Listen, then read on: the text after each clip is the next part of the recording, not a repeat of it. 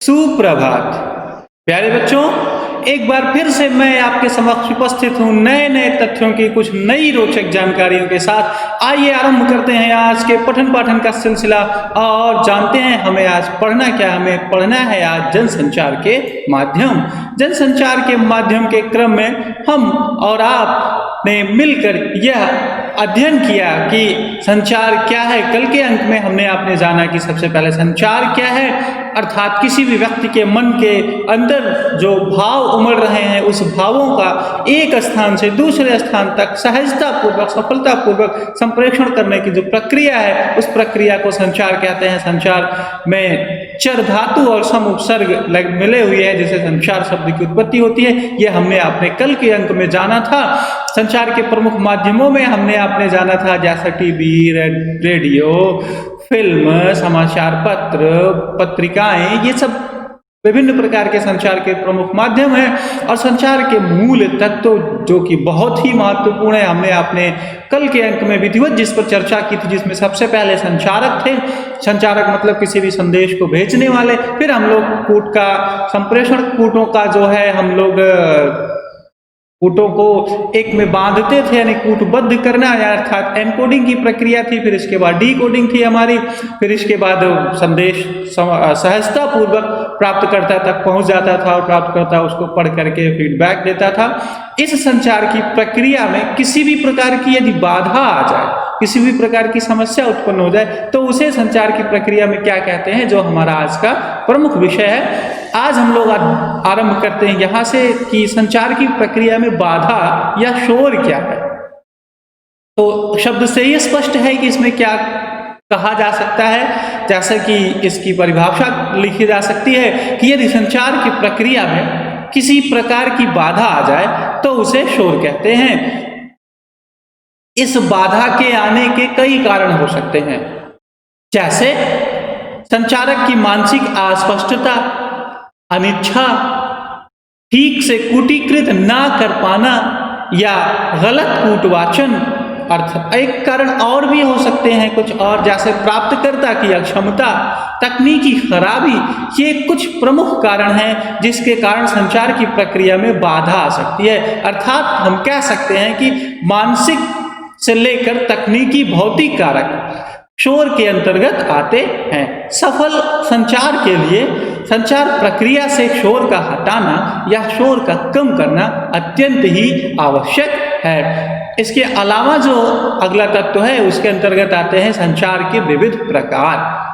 संचार के प्रकारों में प्राचीन काल से लेकर आधुनिक काल तक संचार की प्रक्रिया फैली रही है, जिसमें सबसे पहला संचार था सांकेतिक संचार, मौखिक संचार, अमौखिक संचार, अंतःवैयक्तिक संचार, अंतर्वैयक्तिक संचार, समूह संचार और फिर अंततः आया आपका जनसंचार। ये प्रमुख रूप से संचार के प्रकार हैं। तो संचार के प्रकारों का जो सबसे प्रथम प्रकार है यानी सांकेतिक संचार, आइए हम और आप इसको जानने का प्रयास करते हैं। सांकेतिक शब्द से ही स्पष्ट है, यह स्वयं में परिपूर्ण अर्थ को प्रकट कर रहा है कि इस संचार का अर्थ है संकेतों द्वारा संदेश पहुंचाना, जैसे हाथ जोड़ना, पांव छूना, हाथ मिलाना आदि। जैसे प्राचीन काल में एक परंपरा रही है, या हम और आप अभी भी जब भी अपने से किसी बड़े बुजुर्ग या किसी सम्मानित व्यक्ति से मिलते हैं उसके सामने हाथ जोड़कर अपने मन के विनम्र भाव को प्रकट करते हैं। हाथ जोड़ना एक प्रकार में सम्मान को प्रकट करना या अपनी मनोदशा, अपनी स्थिति को उसके सामने प्रदर्शित करना, यह एक प्रकार का संचार का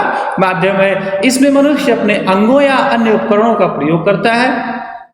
आदिम युग में यही साधन सबसे महत्वपूर्ण रहे होंगे, परंतु तकनीकी विकास और आधुनिकतम खोज के कारण या ये जो प्राचीनतम संसाधन थे आज गौण और सीमित होते जा रहे हैं। जैसा कि हमने और आपने पिछले वीडियो में ये लाल पीली हरी बत्तियों के प्रयोग के बारे में हमने आपने जाना था, यह भी एक प्रकार का सांकेतिक संचार का ही दृष्टांत है। सांकेतिक संचार के बाद अगला जो संचार आता है वो आता है मौखिक संचार।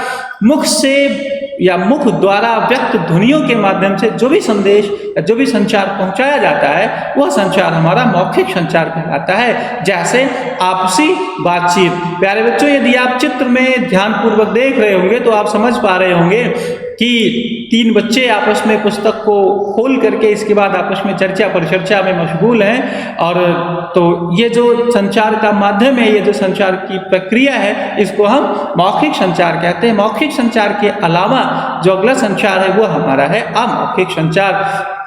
और मौखिक संचार में अतिरिक्त क्या है कि मौखिक संचार के अतिरिक्त जितने भी संचार के साधन हैं वो सब अमौखिक संचार कहलाते हैं। जैसे सांकेतिक संचार, लिखित संचार, चित्र, फिल्म आदि। इसकी प्रासंगिकता थोड़ी सी कम है, सिर्फ इसलिए थोड़ी सी कम है क्योंकि यह जो संचार है यह समझने वाले पर पूरी तरीके से निर्भर करता है कि समझने वाला इस संचार को किस अर्थ में समझता है।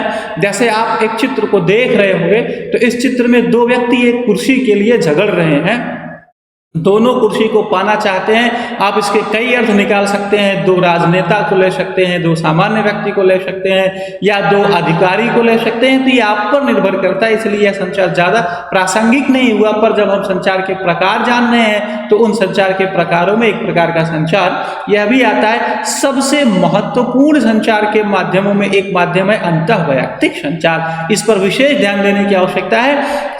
इस संचार की प्रक्रिया से आशय है कि एक व्यक्ति का अपने आप से बातचीत करना, अर्थात प्रायः मनुष्य अकेला होने पर अपने आप से बातचीत करता है। वह भाषा, स्मृतियों, गीतों आदि के माध्यम से स्वयं को व्यक्त करता है।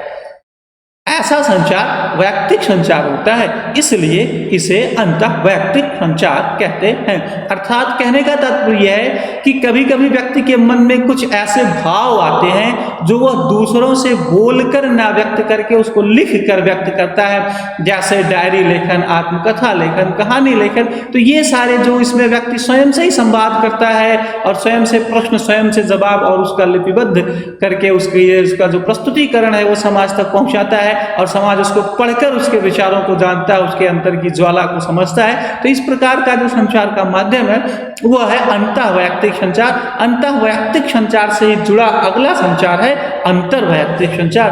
अंतर्वैयक्तिक संचार की खास बात यह है कि अंतर्वैयक्तिक संचार 2 व्यक्तियों के मध्य होता है। जैसे 2 मित्रों की बातचीत, पिता पुत्र, परिचित अपरिचित से बातचीत, या आप कह सकते हैं कि नौकरी के लिए दिया जाने वाला जो साक्षात्कार है वह साक्षात्कार भी इसी अंतर्वैयक्तिक संचार के अंतर्गत आता है। प्यारे बच्चों, आज के अंक में बस इतना ही। हमने आपने क्या सीखा, आइए हल करते हैं आज का कार्य प्रपत्र।